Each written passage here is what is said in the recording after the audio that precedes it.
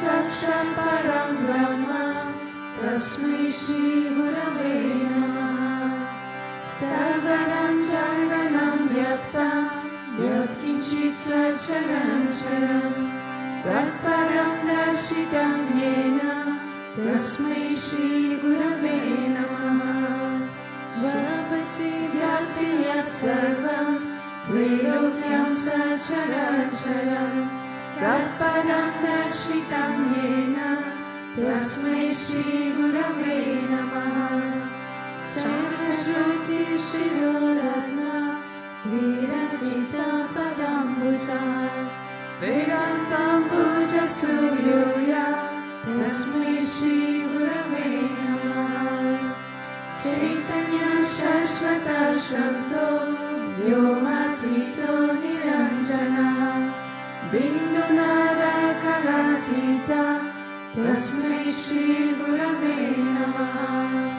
ज्ञानशक्ति समारूढा तत्त्वमाला विभूषिता भुक्तिमुक्तिप्रदाता च तस्मै श्री गुरवे नमः। अनेकजन्म सम्प्राप्ता कर्मबन्धविदायिने आत्मज्ञानप्रदानेन तस्मै श्री गुरवे नमः। शोषणं भवसिन्दोषा ज्ञापनं सारसम्पदः गुरुपादोदकं सम्यक् तस्मै श्री गुरवे नमः। न गुरुराधिकं तत्त्वं न गुरुराधिकं तपः तत्त्वज्ञानात् परं नास्ति तस्मै श्री गुरवे नमः।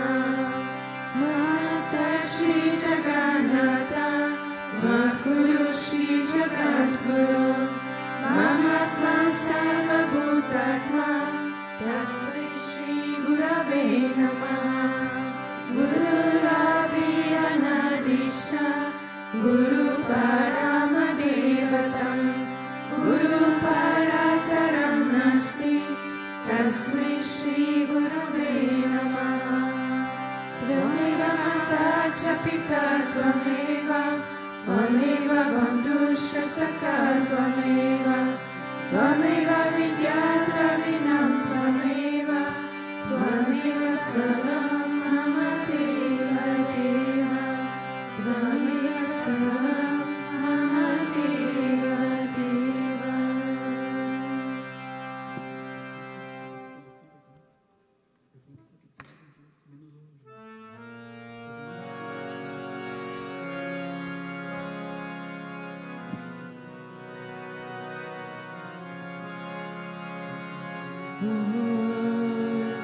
शान्ति ॐ गुरुदेव हरि ॐ।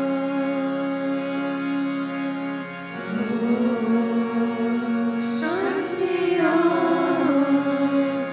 गुरुदेव हरि ॐ।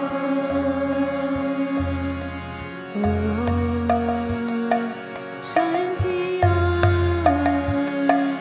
गुरुदेव हरि ॐ।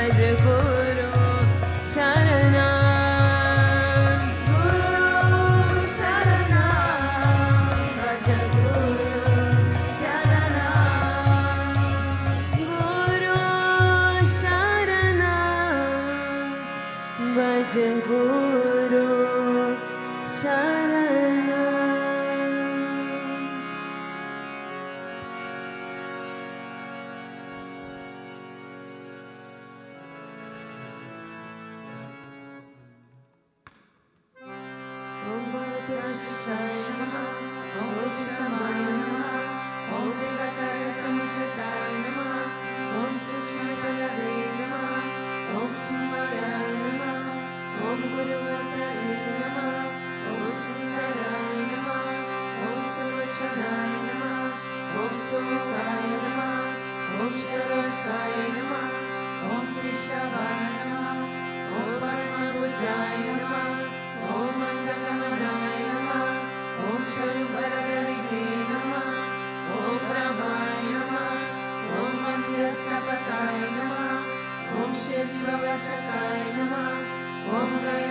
परमेश्वरे नमः। ॐ अर्पण स्वीकारकाय नमः। ॐ विष्णुपूजकाय नमः। ॐ नमो नारायणेति मन्त्रोपस्तकाय नमः। ॐ स्वरमयाय नमः। ॐ मधुरकन्ताय नमः। ॐ कृष्णसङ्कीर्तनरूपाय नमः। ॐ स्तोत्रप्रियाय नमः। ॐ मित्रवर्षिणे नमः। ॐ रत्मिने नमः। ॐ शीतकरविशरदाय नमः। ॐ वरदधराय नमः। ॐ सदवे नमः। ॐ जगत्पन्ताय नमः। ॐ सर्वलोकहिताय नमः। ॐ भक्तप्रियाय नमः। ॐ सुहृदाय नमः। ॐ अनुकूलाय नमः। ॐ नीराय नमः। ॐ सुरक्षणाय नमः। ॐ भक्तवत्सलाय नमः। ॐ प्रेममूर्तये नमः। ॐ सुभिक्षणाय नमः। ॐ प्रीतिवर्धनाय नमः। ॐ स्वस्तिदायकाय नमः। ॐ तारकाय नमः। ॐ अनुग्रहाय नमः। ॐ वरदानाय नमः। ॐ रक्षिताय नमः। ॐ मुक्ताय नमः। ॐ सिद्धिप्रदाय नमः। ॐ जलङ्गनाय नमः। ॐ मनोहराय नमः। ॐ मोक्षाय नमः। ॐ सिद्धेश्वराय नमः। ॐ भस्मभूषिताय नमः। ॐ आत्मलिङ्गाय नमः। ॐ लिङ्गजनभूषकाय नमः। ॐ सिद्धिसदनाय नमः। ॐ माधवाय नमः। ॐ ओंकारोपासकाय नमः। ॐ सूक्ष्माय नमः। ॐ विश्वकाय नमः। ॐ सविताय नमः। ॐ समदर्शिने नमः। ॐ दक्षाय नमः। ॐ अचिन्त्याय नमः। ॐ निरङ्काराय नमः। ॐ निर्मोहाय नमः। ॐ अव्यग्राय नमः। ॐ चित्तक्रोधाय नमः। ॐ विनाशिलाय नमः। ॐ सवशाय नमः। ॐ कुशलाय नमः। ॐ क्षमाय नमः। ॐ सत्यधर्माय नमः। ॐ निर्विकल्पाय नमः। ॐ विरक्ताय नमः। ॐ अतीन्द्राय नमः। ॐ सत्यसन्धाय नमः। ॐ पवित्राय नमः। ॐ मधुरस्वभावाय नमः। ॐ सुरनन्दाय नमः। ॐ नन्दनाय नमः। ॐ प्रसन्नात्मने नमः। ॐ भक्तनिधये नमः। ॐ सक्षये नमः। ॐ समात्मये नमः। ॐ सदयोगिने नमः। ॐ हरये नमः। ॐ सुतपाय नमः। ॐ सौम्याय नमः। ॐ गुह्याय नमः। ॐ विमुक्तात्माय नमः। ॐ कबीराय नमः। ॐ मुक्ताय नमः। ॐ आत्मारामाय नमः। ॐ श्रीनिवासाय नमः। ॐ देवाय नमः। ॐ तुतिकराय नमः। ॐ गण्याय नमः। ॐ गुरवे नमः। ॐ दुरतिक्रमाय नमः। ॐ गानाय नमः। ॐ भगवते नमः। ॐ शरणमार्गदर्शकाय नमः। ॐ कुचस्थजातकाय नमः। ॐ अभिप्रायाय नमः। ॐ सर्वमतसमजाय नमः। ॐ शमैकतभावतकाय नमः। ॐ प्रेमवतार श्री विश्वनाथ स्वामिने नमः।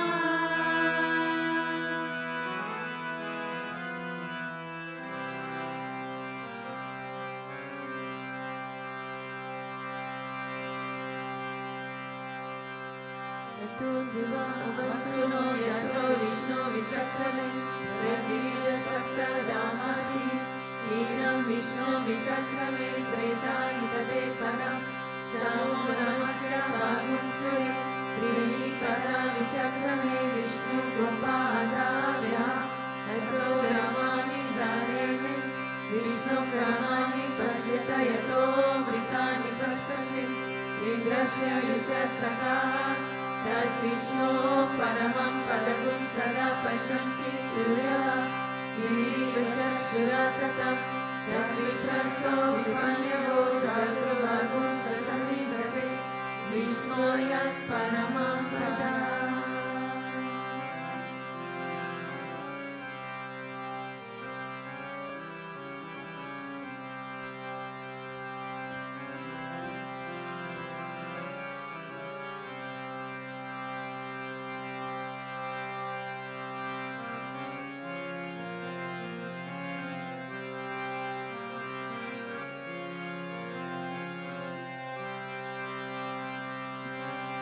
Shri Bhutabhrteshwarnath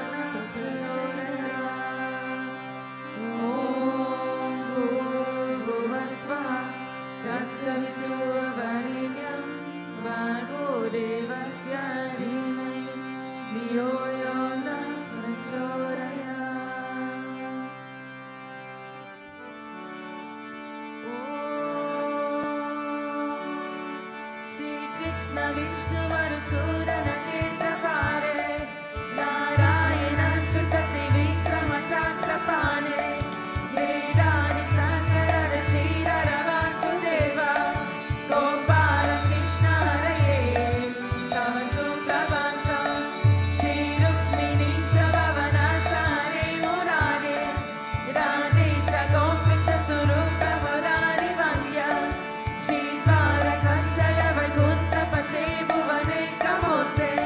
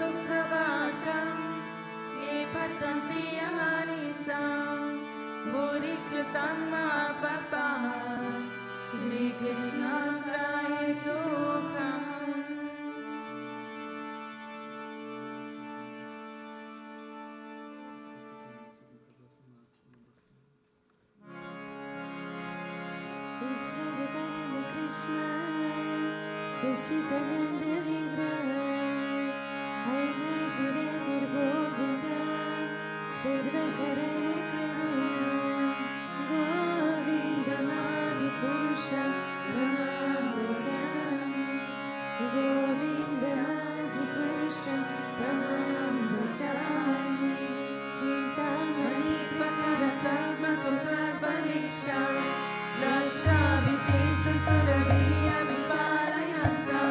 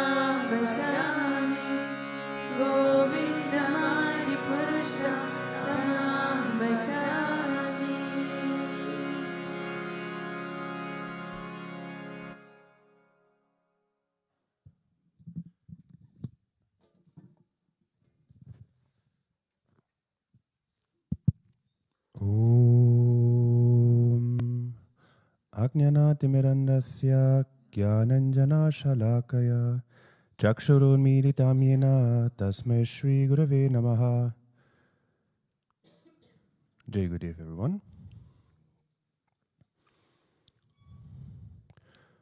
So we have a verse from the Bhagavatam. It's 3:8:26. Pumsam svakamaya vivikta marger apyarchatam kamadudaktri padapmam padashayantam kripaya nakendu makuya binna guricharu patram. The Lord showed his lotus feet by raising them. His lotus feet are the source of all awards achieved by devotional service, free from material contamination. Such awards are for those who worship him in pure devotion. The splendor of the transcendental rays from his moon-like toenails and fingernails appeared like the petals of a flower. And just next to it, I would like to read from one of our Bhagavad Gita card decks what Guruji says. Many people practice their sadhana only mechanically, outside. They are doing their duty is good, their service is perfect, their love inside of them is good, but they consider themselves very great devotees. If you are dominated by such spiritual pride, you will not perceive the Lord in his fullness. But those who, truly without any selfish motive, do only things to surrender to him and love him, serve him, not for the sake of attaining something, not for the sake of being near to the Lord, no, just for the sake of serving him, for his enjoyment, not their enjoyment, they are truly blessed. They, for sure, realize the Lord fully.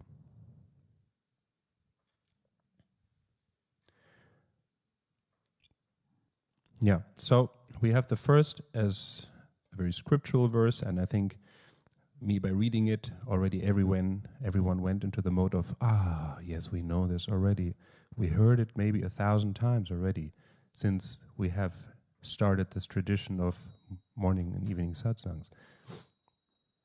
And I think that's just the point, that we hear things maybe another 1,000 or another 10,000 times until it get established inside. And the first thought that comes is that we do all these things, and of course it's not something new. Jesus preached love. Every avatar of God in his own way preached and showed love. With a small asterisk, we don't really know what is love, but yet we know when God comes, he is love, he shows love, and the essence of everything, as Guruji says, is also just love. So why are we complaining that God doesn't say anything different? No, it's not right. He is always the same, that's why we're seeking him, because he is always the same, established in the truth, and that's eternal. So the eternal or eternity, that is love. And when we come around and say, wow, he should say something different in the satsang, then maybe it's us we should change and adapt to something to move over to the eternal. So when we read this verse, like how it resonates, the Lord showed his lotus feet by raising them. His lotus feet are the source of all awards achieved by devotional service, free from material contamination. So it's so simple actually. When somebody loves you, and let's say it would be true, then that person loves you continuously, actually no matter how you are, and no matter what are the circumstances, and that love from that person flowing to you, it would always be in service to you. Now, how would it be? Let's play for a moment. If you were, God, and there would be somebody loving you like that. Always, no matter what are the circumstances, no matter how you are, consistently, that love from the devotee flows to you as being God. It's the same principle. So this is actually what is being said here, you know. His lotus feet are the source of all awards, achieved by devotional service free from material contamination. I serve God because I want to have a car.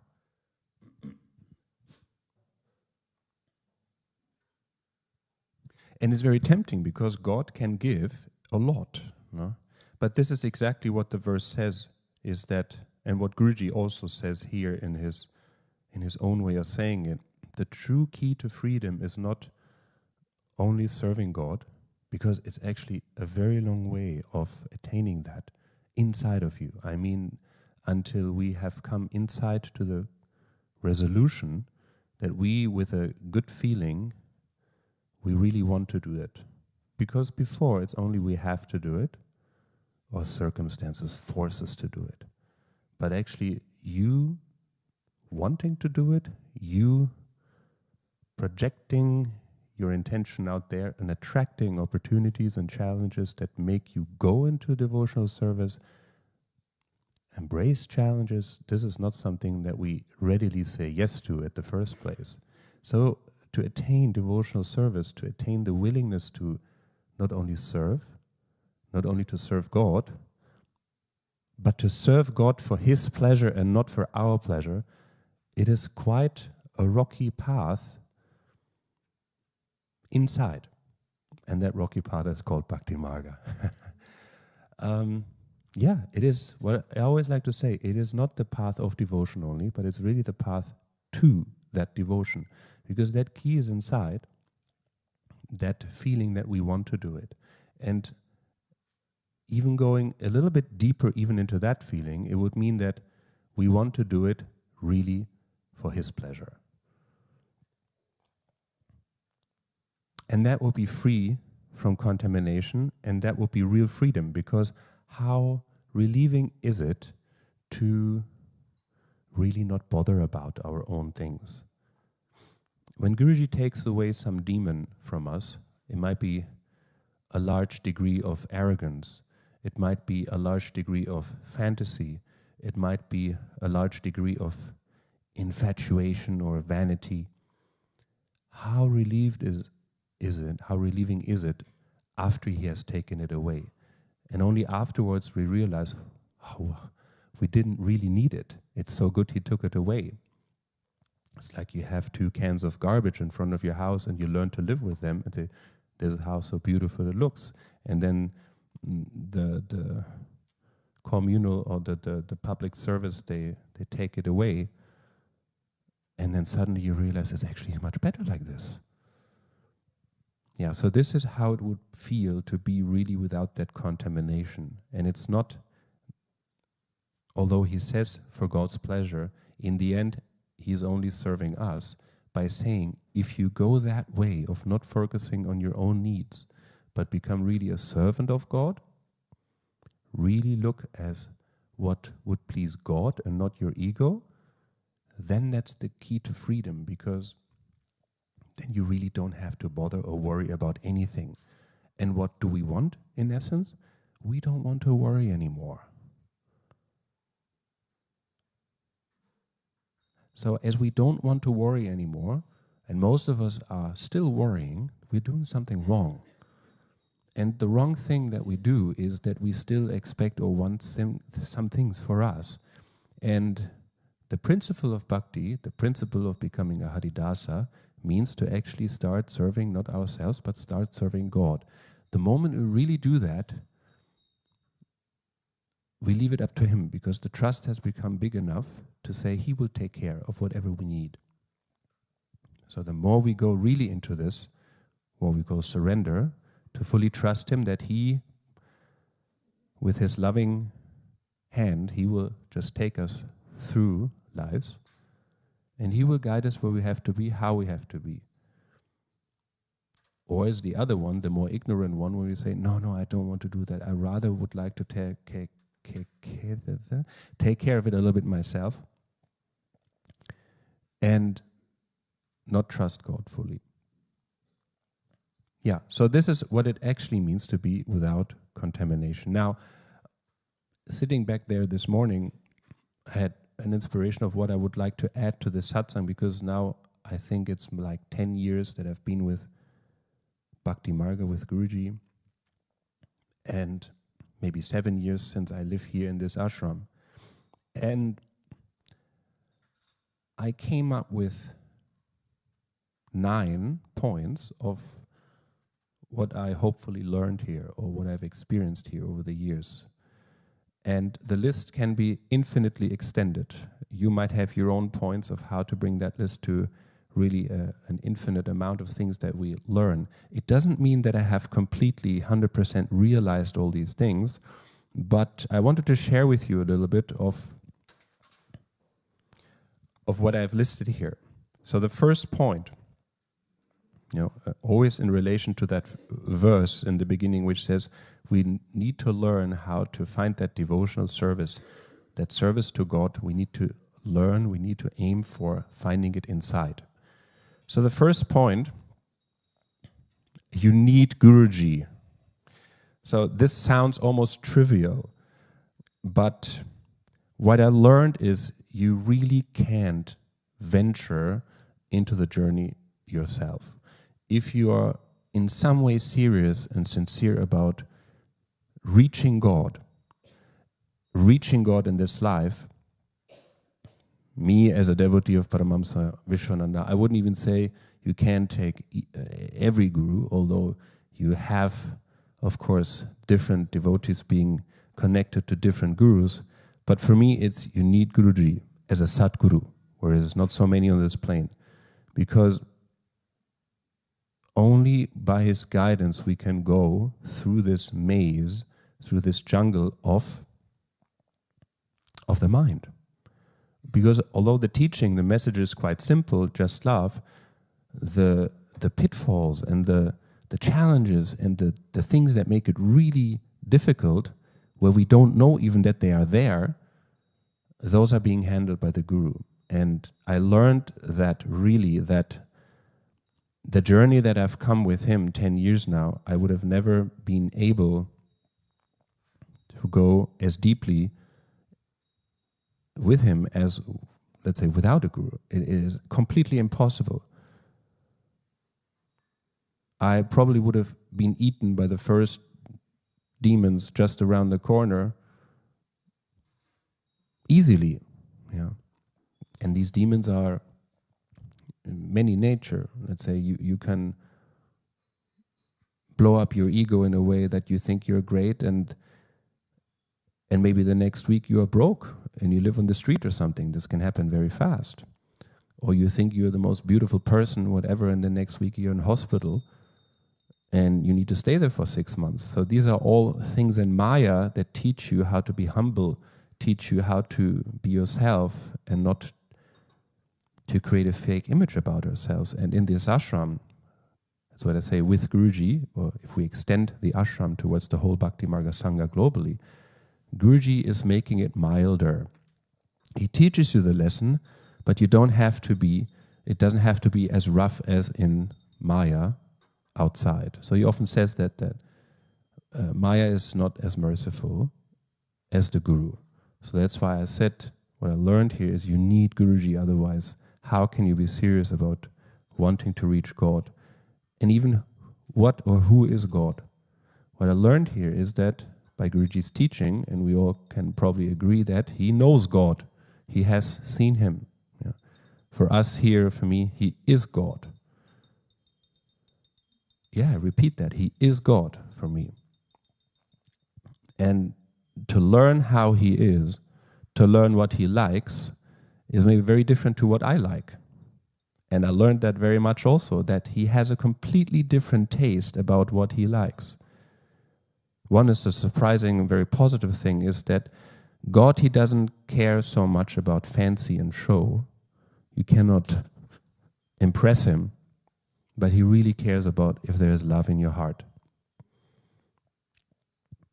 And even if the whole world would go wrong way, which is maybe happening right now, maybe if there would be 10 or 20 people like that, God would still come and God would not let the world perish because of these 20 people. It doesn't sound very rational, but God, He really, wherever is that tiny spark of true love, He will rush there. So this is He has a very different taste, and his good taste for true focus, that was also very surprising to me. Like, it's not enough to just be devoted to God, but we have to be 100% focused on God, and that's something that was really, and it still is a big teaching. It's not enough to just have Him in your life. You must dedicate your life to Him if you're serious about it. So that's what I learned about who is God, and of course many other things. But let's move to point 2. So I learned that the key of all of this is, of course, the mindset. And what I learned over the years is how difficult it is to actually transform it. We say, yeah, you just have to change the mindset. But how difficult is it? First of all, the mindset is something very, very subtle. It is material, but it is very, very subtle. But how to access it, how to gain an overview over it, how to learn how to tame it, it's very difficult. So what I learned is mostly the mindset, it works with images and, of course, emotions. So that's the teaching of putting the feet of the guru into the mind, which is like an inner cinema, and you charge it with positive feelings of devotion. That's how you gain control of the mindset. It's like you have a huge gallery of images, of paintings, but then what you do, you become the owner of that gallery, say the National Gallery of some famous city, and then you say, no, since I'm the owner of this now, I want to have all the paintings out, and I only want to have one painting in this gallery, and this will be the feet of my guru. And every day I will sit just in front of that painting and I look at it, and more it gets imprinted, and like this, the whole life that you currently lead, it will gain a different direction, gain a different flavor. And this is how it works. This is how it mentioned in Bhagavad Gita chapter 9. And what I also learned is how difficult it actually is to change that. It's not something that happens overnight. It's not even something that happens over 3 years. I think maybe around 15 years ago, 20 years ago, there was a big tsunami hitting Japan. And I was actually in India at that time when it happened. And I looked at like, what is happening? Like, how will they ever clean this up? You know, not to mention all the lives that were taken. But I just saw these huge waves of water flooding the ports, flooding the land, destroying pretty much everything. And I looked at like, how are they going to clean this up? It will take like not years, decades of how to repair this. And this is how I would equate it to the mindset, because over lives we have really allowed multiple tsunamis, like making a huge mess in the mindset.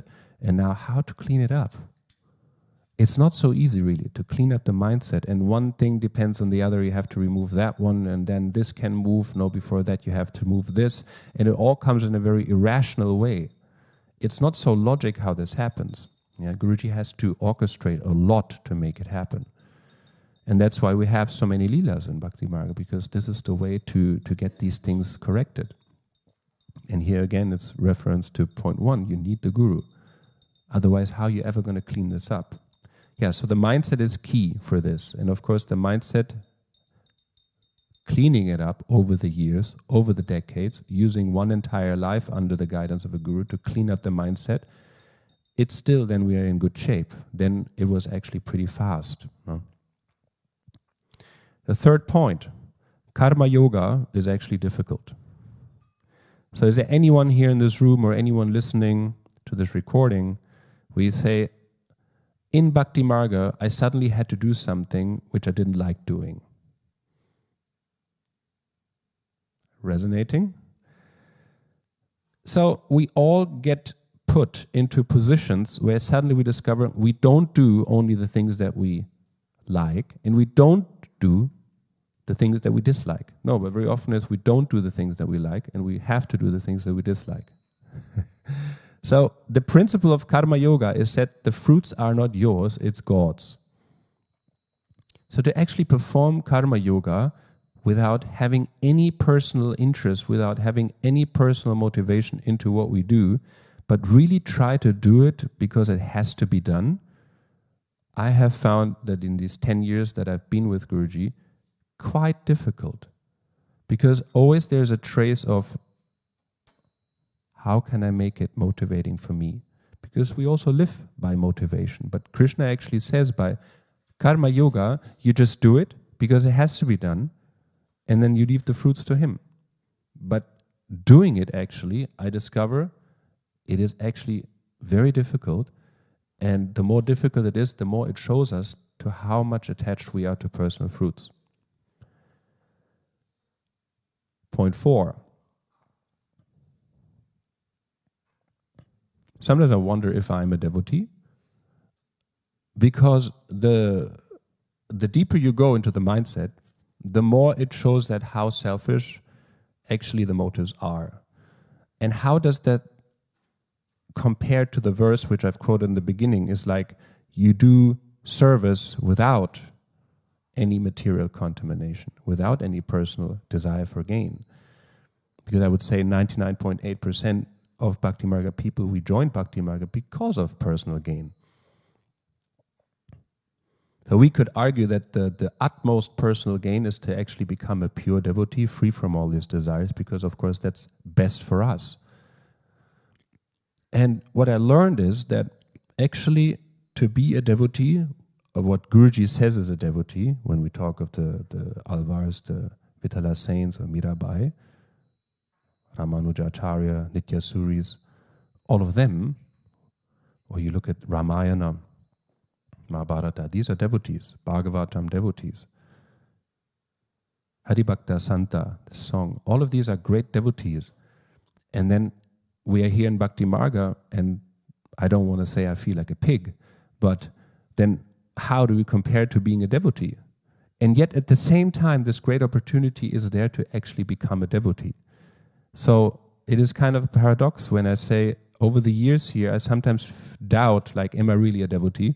Because the goal of being a devotee, of what Guruji says is a devotee, it is quite aloof, it is quite high, and at the same time, I see it happening. At the same time, by actually looking at it, of how I am a pig, maybe, exactly in that moment the pig goes away, and the more noble side, the more what we call devotional side of me, it really has an opportunity to gain more space. So it is really both. And I've seen that happening, that even like being exposed to the many doubts, being exposed to things where I say, I can't do this, I'm not like this, I don't want this. And that moment goes away.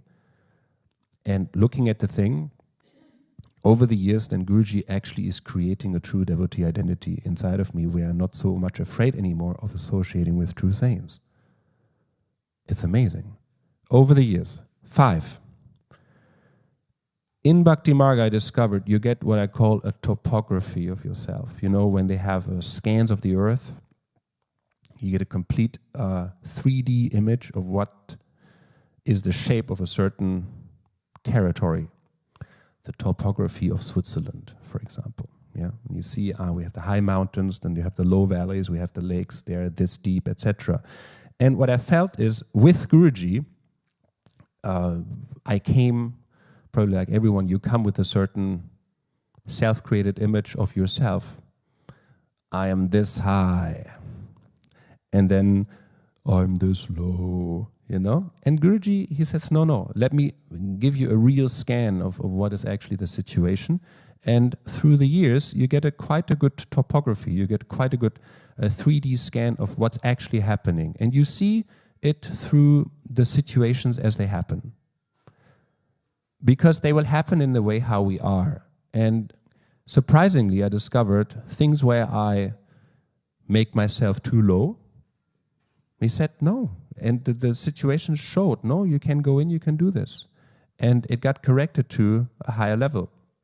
We say, oh, actually, I'm competent to do this. I'm courageous enough to go in and do this. Whereas in other things where I put myself so high and I said, I can easily do it, Guru showed me, here you fell. And it got corrected to a downward level. So like this, you next time try it in a little bit more humble way and say, maybe with a lot of luck and Guruji's grace and me putting a lot of effort, maybe I can do it. Yeah. So I had many situations like this, and not even like through Guruji directly, but also in the Sangha. You know, when you open your eyes, you see how you're really reacting. You get a very, very nice and exact topography of how you are. It's like you go to a dentist, you tell the dentist before opening the mouth, everything is in perfect order, you know. And then the dentist says, can you please make and my God, yeah. And then let's start the work, yeah. So this is actually what I've seen, what's happening, and of course, you let go of this outside perfectionism. You know, you make room for a lot of bloopers that can happen. You know, bloopers is like things that are not perfect, but yet they make the thing entertaining. Yeah. So this is what I learned, to let go of outside perfectionism and to see and to appreciate that Guruji gives you a true extract of what is the situation, what's going on. Point 6. I learned not to live for myself. So, of course, there's still some room in me that doesn't want to have anything to do with this, Bhakti Marga. I said, no, I just want to shut the door behind me, and I want at least have a small island of self-gratification. So what I do, I go out to the supermarket, I get a Bhakti Marga car, I sit myself in a cafe, or I watch some YouTube videos in the evening. But this is actually it. I like it. The space for personal life has become very, very little. So even like I tell this to a normal person, this is really what you do for yourself, to go out to the cafe, have a coffee, then come back and maybe in the evening watch a YouTube video. Like,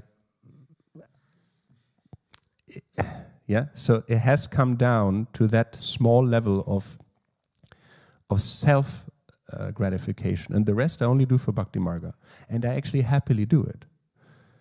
But it took time to actually learn that I want to do this.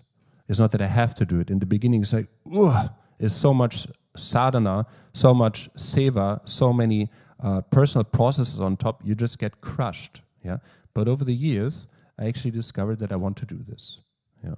I still also want to have my private coffee and not want to have anything to do with this.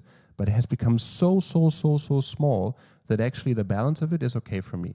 So this, what I learned, is actually don't live for yourself. It doesn't make you happy. Live for Him makes you happy. Very, very easy formula. You're looking for bliss, start serving Guruji. Point 7. So I come from a Christian background, and I came, probably like a lot of people, also with the image of how are the devotees of the Lord. So if you come from a Christian background, of course, even if you're not fully active, like my parents, we were not like Christians, how you would say. Yet I went to a Catholic boarding school 5 years. I was involved into some of these activities, etc. And then mostly what you have, the devotees of Lord Jesus Christ, they're more like the sheep. Yeah, He's coming to get His sheep. And we're maybe behaving also like sheep. Yeah?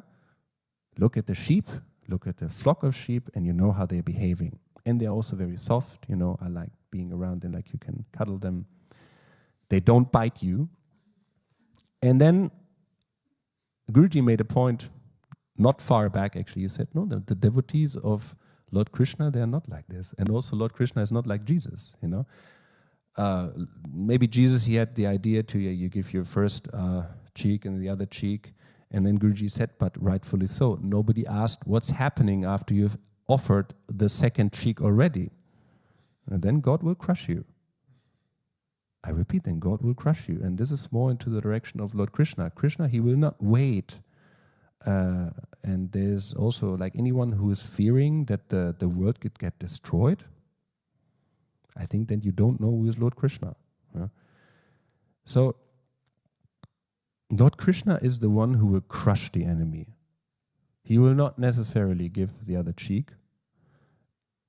He will reflect the love of those who love Him, and will reflect the hatred of those who hate Him. And he will always reestablish Dharma on this planet. So there's no fear of the loss of the world. And then his devotees. If you look at the devotees of Jesus Christ, and really, I like Christianism, don't get me wrong. Yeah, but it's just it's a difference. And the devotees of Lord Jesus Christ, they're more like sheep. And the Lord is always compassionate and we can be stupid, etc. I'm not saying that sheep are stupid. But then if you look at the devotees of Lord Krishna, like you have to become, not a sheep, but you have to become a lion at some point to actually walk this path. Like if this path doesn't make you a lion in some way, lion in terms of you need to focus, what is the prey? The prey, quote unquote, would be the feet of the master. You have to want this, yeah. And the other thing is how strong you are. And the other thing is also how you report to your master. The master is compassionate, but also Lord Krishna has many, many more aspects out of that love than, let's say, when we associate with Jesus Christ. It's always this compassion. He can take all the sins. He will let himself be beaten up for us. This is the image, although he chose it out of his strength, but Krishna is not like this. Krishna, he gives you one test, 2 opportunities, but then if you don't get it, if you continue to behave like a sheep, then you get a slap. Another reminder, you get a few other opportunities to become finally a lion. You engage yourself in the path. You become strong. You don't cry around like a baby. And then you need to move on and start serving the Lord who is strong. You look at Bhagavad Gita chapter 10, this is Vibhuti Yoga. How is the opulence in the Vibhutis of the Lord? So in some way, if you try to associate with Krishna being weak, you can't associate. Because weakness doesn't exist in this world. Yeah, so this is the thing of how we all experience this path here as a strong current that has to make you strong, because it's the only way to associate with Guruji. That's what I learned. Point 8. So there's fear or there's love. And in the beginning we're all fearful, and maybe you're even afraid of Narasimha. But I'm not, totally not. I love him. It's amazing. Doesn't mean he would come into the door, I wouldn't run away. I don't know. But at least like this, I don't see the fearful aspect there. And yet there's still many more fears probably inside of me. And over the years, these fears have been washed out more and more, and I learned to actually love God more. How does it happen? Like it happened over the years, you get triggered every day. Everything is designed to trigger us. There's a resonance there. And we learn, let's say to sum it up, you learn in the beginning you fear challenges. And it's like, oh no, my life should be nice, like a nice calm sea or a nice calm pond, and there should not be any disturbance. If that would come out, then my life would be perfect. Yeah, this is how is the Western mindset. Yeah. And the mindset in Bhakti Marga, I would say, to survive really well is to actually invite all the challenges in and learn to love them. There's no way to avoid challenges and have a peaceful life. This is the anti-Bhagavad Gita way. But the Bhagavad Gita compliant way would be that you know how to live with challenges. So what I learned over the years is at the beginning you run away from challenges, you fear challenges. Oh no, I don't want this. Is this really for me, or maybe it's for the other person? And then at some point you actually welcome them. You embrace them as being part of this path or being the path itself. Yeah, referring to the previous point where we cannot stay a sheep, we have to become a lion, devotee of Lord Krishna at some point. Okay, thank you for your patience. Now we have arrived at the final point. 9. God reflects. So we say, yeah, God is like this, God is like that. And then maybe to each one of you, God is different. And still, above all, God chooses to remain a mystery, hiding himself behind Yoga Maya, revealing himself only to very few. So what I learned in 10 years of Bhakti Marga is God reflects. Like, why is he like this to me?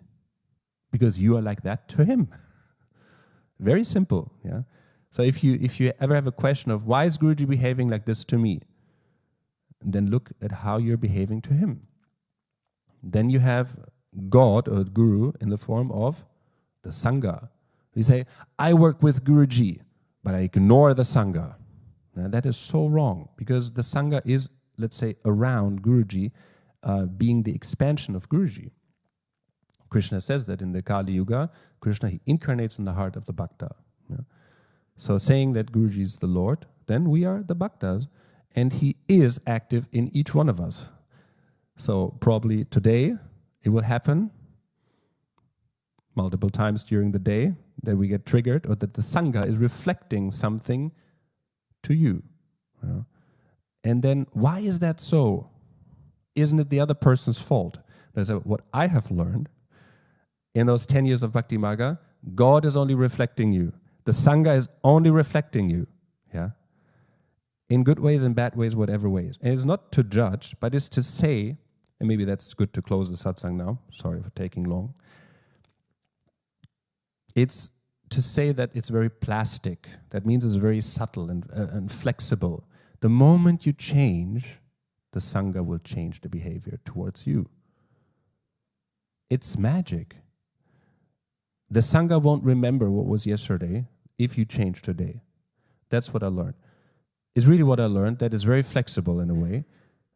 Guruji, he will not hang on to things that were yesterday if he sees that today you have really changed. You have learned from something, and then the whole thing, the magic of Maya, the whole magic of reflection is also, if you change, the mirror changes. Yeah. So this is what I've learned in a nutshell. Thanks for bearing with me. I hope it was kind of useful. And as said, like probably every one of us, you have many, many more points to extend this list. Jai Gurudev.